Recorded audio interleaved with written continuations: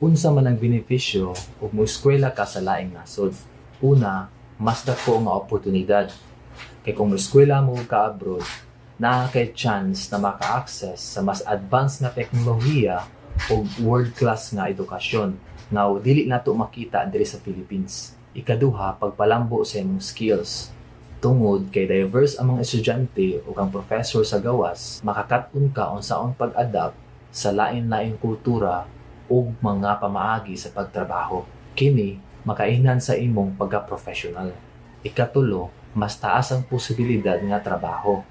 Ang mga employer manggod didto, mas ganahan sila nga naa kay international experience. Kay maka-reflect kini nga flexible ka ug maka-adjust dayon ka sa global standards. Ug lastly, pag-explore sa mga bagong lugar o kultura. Dili lang ka makat-on sa classroom, pero mas ma-exposed ka sa laing mga kultura, mga tao, o lugar. Makaway din kini sa imong perspektibo sa imong kinabuhi o maka-inspire sa imong growth as a person. Unsa pa man inyong gihulat?